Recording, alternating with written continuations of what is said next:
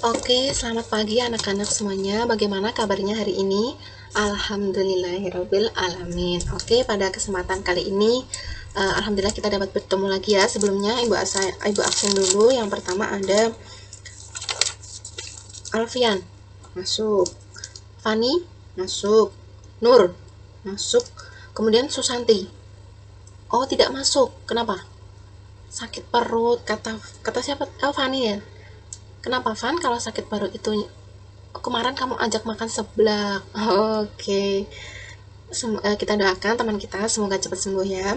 Kemudian ada Ferdinand masuk, kemudian dan Zahra masuk. Nah, dari peristiwa teman kita yang sakit perut ini, ada yang mau berpendapat nggak kira-kira dengan makan seblak kenapa kok perutnya bisa sakit? Oke, ada yang mau poin keberuntungan hari ini? Oke, Alfian.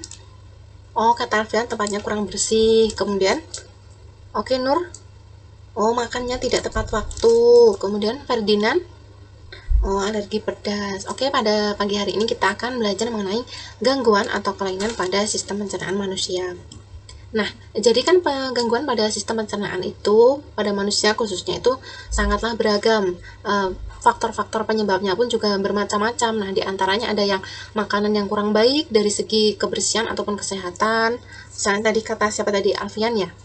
Oh, tadi tempat. Oke, kemudian keseimbangan nutrisinya, pola makan yang kurang tepat tadi seperti pendapat siapa tadi? Nur. Kemudian adanya infeksi dan kelainan pada organ pencernaan. Nah, dalam pertemuan kali ini kita akan bahas lebih lanjut.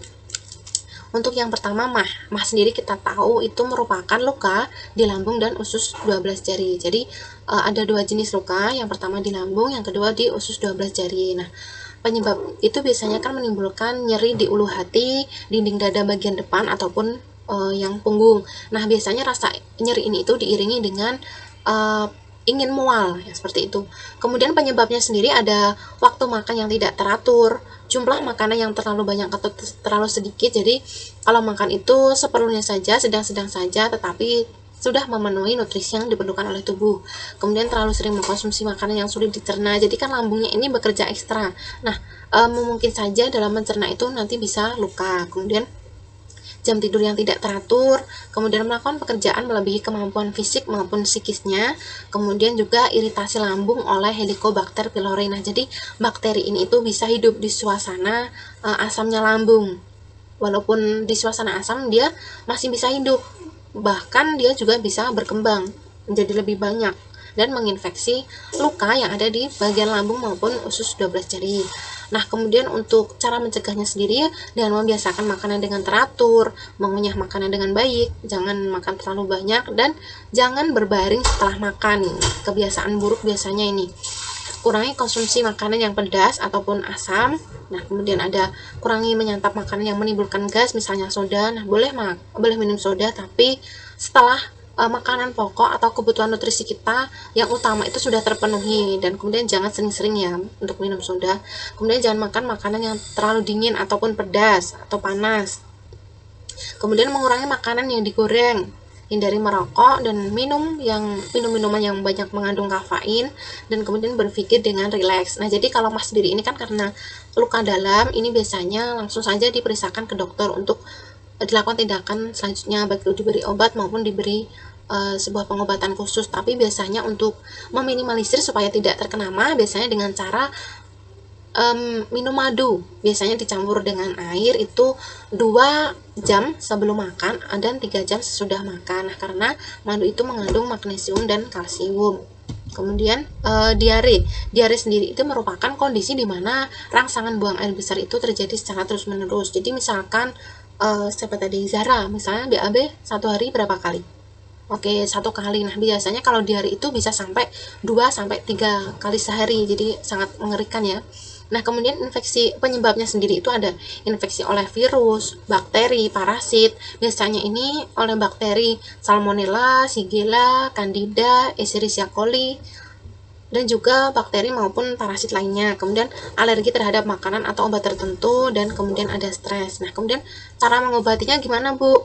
Tenang, ada beberapa pilihan yang dapat digunakan untuk mengobati diare. Yang pertama mengenai oralit. Nah, jadi fungsi oralit di sini tuh sebenarnya untuk menghentikan diare. Nah, kebanyakan orang itu mengkonsumsi Orali itu kan langsung ya, misalnya Kak, satu bungkus itu langsung dicampur dengan air dan diminum dalam jangka sekaligus atau satu teguk sekaligus sebanyak itu. Nah, padahal itu yang benar itu 2 sampai 3 tegukan saja, tegukan kecil ya di sini maksudnya. Nah, kemudian berhenti baru 3 menit lagi misalnya merasa belum reda itu bisa minum lagi. Jangan sekali tegukan dalam porsi yang banyak. Kemudian ada kemoterapeutika, ini biasa untuk memberantas penyebab diare. Kemudian ada optipansi menghilangkan gejala diare, dan spasmulitik itu untuk menghilangkan kejang perut. Jadi biasanya kalau diare itu kan biasanya BAB-nya kan berlebihan, nah jadi perutnya itu bisa mengalami yang namanya kejang.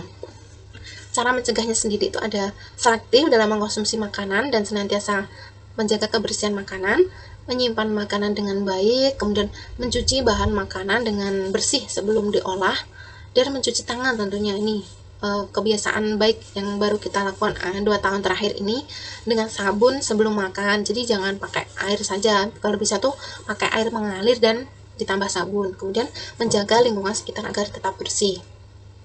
Yang selanjutnya yakni mengenai wasir. Wasir sendiri itu pembekakan darah yang terletak di dinding rektum dan anus. Jadi untuk macamnya wasir sendiri itu ada 4. Yang pertama, wasir yang menyebabkan keluarnya darah tapi tanpa disertai rasa nyeri. Kemudian wasir yang menonjol tapi dapat dimasukkan lagi secara spontan. Kemudian ada wasir yang menonjol tapi dia tidak masuk secara spontan melainkan dengan cara didorong. Kemudian ada wasir yang menonjol dan dia tidak dapat didorong atau tidak dapat masuk lagi. Nah, kenapa sih bisa terkena wasir? Ada beberapa penyebab. Yang pertama, faktor keturunan. Kemudian sering mengejan saat menderita sembelit. Jadi misalkan sembelit itu jangan mengejan terlalu keras, tapi malah takutnya sampai ke wasir. Kemudian peregangan anus pada seseorang yang melakukan hubungan seksual melalui anus sehingga anusnya itu terjadi peradangan. Kemudian ada kesalahan dalam melakukan gerakan pada olahraga tertentu, dan juga terlalu banyak duduk ataupun berdiri juga mengejan terlalu keras pada wanita hamil. Nah, kondisi wanita hamil itu kan hormonnya lagi meningkat ya kan. Nah, kemudian itu hormon yang meningkat itu bisa melemahkan dinding vena pada usus. Jadi sangat disarankan untuk menghindari yang namanya mengejan terlalu keras pada ibu hamil. Kemudian ada cara mengobatinya. Yang pertama dengan ligasi gelang karet. Nah, jadi itu gelang karetnya itu ditaruh pada area rektum yang berfungsi untuk memotong sirkulasi sehingga wasirnya itu akan hilang.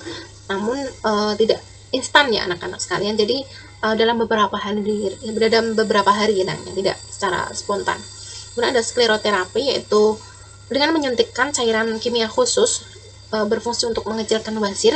Kemudian ada perangkat inframerah untuk menghancurkan jaringan wasir, dan ada hemoroidektomi untuk pembedahan membuang wasir. Jadi kalau ini tuh hampir semacam treatment operasi seperti itu. Nah, cara mencegahnya bagaimana? Yang pertama, memperbaiki pola makan. Yang kedua, mengkonsumsi makanan yang berserat. Jadi ususnya itu sistem pencernaan itu sudah memiliki kebiasaan tenaga ekstra dalam mencerna makanan yang berserat. Kemudian minum air yang cukup. Nah, biasanya itu disarankan 2 liter ya satu hari, tapi tergantung jenis kegiatan dan juga berat badan pada seseorang. Kemudian berolahraga secara teratur, menghindari melakukan hubungan seks lewat anus, dan juga jangan suka menggosok dan menggaruk anus secara berlebihan, karena kan ini juga sakit ya anak-anak sekalian. Jadi tidak disarankan. Kemudian jangan menahan buang air besar. Nah, jadi ini yang punya kebiasaan buruk jangan menahan buang air besar ini. Jadi misalkan ada acara khusus yang istilahnya formal, nah ini nggak apa-apa untuk izin ke belakang untuk buang air besar, karena kalau ditahan itu bisa jadi wasir. Nah, ini kan sangat sakit ya efek kedepannya. Kemudian menghindari minuman yang mengandung kafein, jadi seperti kopi, seperti teh, dan minuman-minuman yang lain. Nah, itu yang dapat Ibu sampaikan pada pertemuan pagi ini. Untuk misalkan ada pertanyaan, nanti bisa langsung bertanya.